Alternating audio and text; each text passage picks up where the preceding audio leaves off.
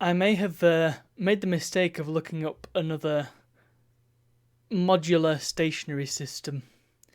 So, I have discussed before on the show the Filofax, which I'm a huge fan of, particularly because it is modular and you can build your own diary. I just love the system and I love the. It's just a great item, you know. But I shan't wax lyrical too much because we've got a time limit. And I have come across another item which seems to be US exclusive, but which looks very interesting and something that I would personally find rather useful.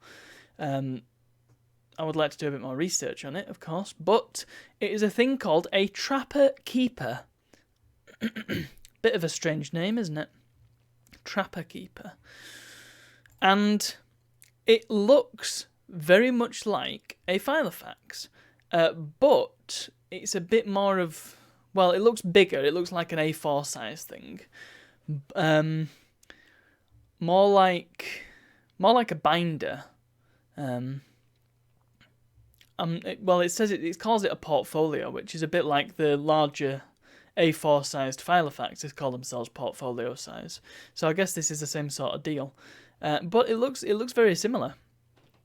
It's got a Velcro front, so you can close it, and it's got rings inside, and you can put all sorts of different modular items in it, like pads of paper, or there's a clipboard bit, or pockets to put things in, similar to the Filofax, in fact.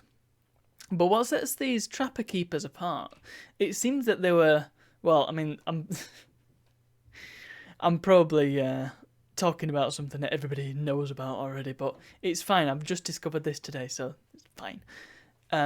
It would appear that these items were a massive thing in the 80s and particularly the 90s, and kind of just faded out over time. So once again, I can draw comparisons to the old Filofax, which was a thing in the 80s, more of a thing in, like, I want to even say the 70s, maybe even earlier, and it's kind of dropped out of fashion.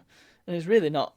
it's not really a fashionable item, it's just a useful item. But these Trapper Keeper things, they seem to have come back in style recently. You can buy new ones now. And they've got some of the wildest flipping designs ever. I'm looking at one right now, and I might... in fact, yeah, I'll put the picture up on the screen so you can see it. It's got a grid, and it's got loads of 3D airbrushed shapes on it, and it is just the most late 80s thing you could ever see. They've got other ones that are like sunsets and pink leopard print. I mean, that, yeah. From a US standpoint, that is very deeply... that's probably more early 90s, I would have said, like 1990, particularly. Just looking at some other designs. These are new. You can buy these right now from Walmart for the princely sum of $13. There's sunsets and palm trees. There's kittens. Oh, there's a classic one. This is one here that's got leopard print, pink leopard print, and a checkerboard, and a design that is sort of like the Windows 3.1 background, and a flipping scribble down the middle. That's as 1990 as you can get. That's like somebody who watches Saved by the Bell on a daily basis and goes rollerblading around the mall, you know? So, this is like it's almost a lowbrow answer to the Filofax, because the Filofax is a premium product, you know, you're paying £100 just for the binder itself. And this is like cheap, but it seems to fulfill a similar sort of purpose. And I'm about it. I'm kind of... The problem is I would have to import one, because you seem to be unable to buy one in the UK. Which kind of makes sense, because it's not really a UK brand, and it seems to be very much playing on the nostalgia aspect, particularly with the designs you see. I mean, there's one here with a neon car going along a highway, and it looks very very retro wave, but I mean, there's a reason why it's called retro wave. Yeah, it's a fascinating item, and I genuinely think I would probably have a use for it. And there are undoubtedly, I mean, like I say, there's the Filofax portfolios you can get. I don't have one of them. That would cost me a lot of money.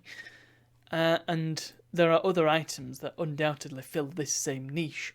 And I guess the other issue I would have if I bought it from the States is that it would be like letter sized. It wouldn't be A4. But I want it. I flipping want it, dang it. And this design in particular is brilliant. So maybe I'll have a look at importing one. I don't know.